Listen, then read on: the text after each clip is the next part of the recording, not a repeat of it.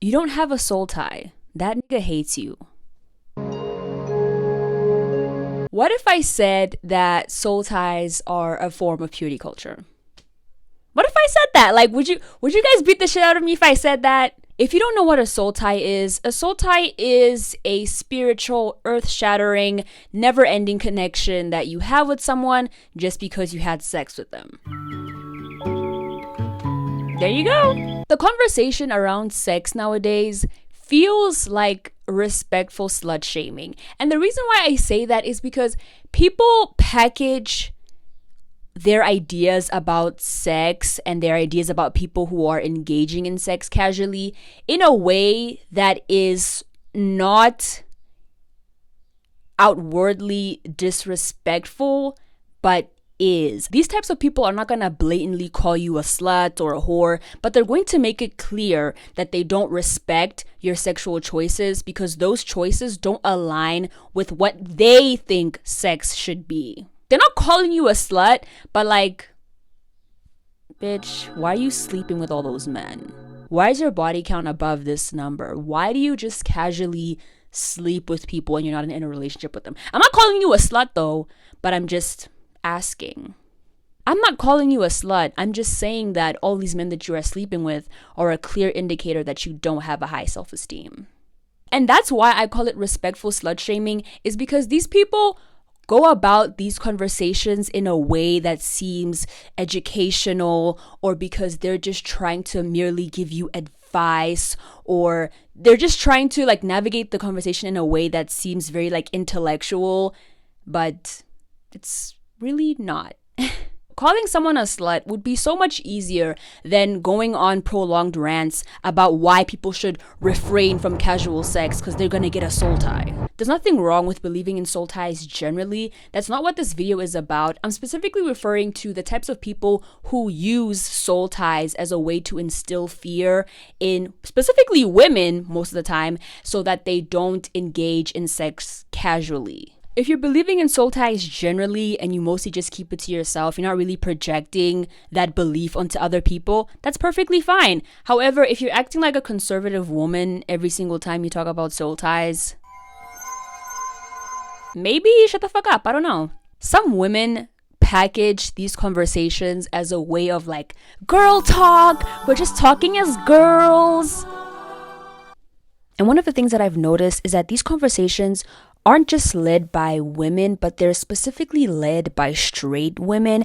I have yet to see these types of conversations being had by queer women. Like, it's mostly straight women who have these types of stupid conversations. No offense. If anybody knows why that is, let me know. And these types of conversations, as usual, are always targeted towards women. We're the only ones that can get soul ties, you guys. Like, it's never men who are having these types of conversations. They're never the ones who are having these soul ties. You're talking about how, oh yeah, I had sex with this guy and I had a soul tie with him for like 2 years. Could he say the same about you? Did he have a soul tie with you? You had a soul tie with him, but did he have a soul tie with you? And that's where you lose me, because these soul ties are never mutual. Is it really a soul tie, or do you just have attachment issues? Is it really a soul tie, or is it just fucking limerence? If anybody knows limerence, bitch, it's me. Okay? You don't have a fucking soul tie. A girl will tell you how she had sex with this guy, and afterwards she couldn't stop thinking about him. Like, years later, she's still thinking about this man. Perhaps it's not because you have a soul tie. It's because you're not built for casual sex. That's really just what it is. Some people can have casual sex and just move on with their lives. Some people can't. And perhaps you're just in that category. It's not because you have a soul tie. It's because maybe you should focus more on having sex that's meaningful instead of casual sex, because clearly, mentally, emotionally, you cannot handle it. And that's okay. Or maybe you didn't have casual sex. Maybe you were in a relationship with somebody, and then after you guys broke up, you still find yourself thinking about this person. You still feel so severely attached to this person. It's because I have a soul tie.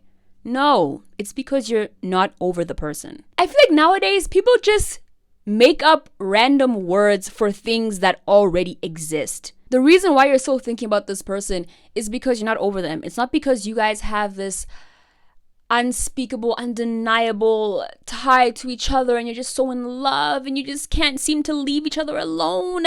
It's because you haven't moved on from them. It's because you don't have boundaries. Or maybe it's because you don't have enough self-respect to cut off somebody that's clearly not good for you.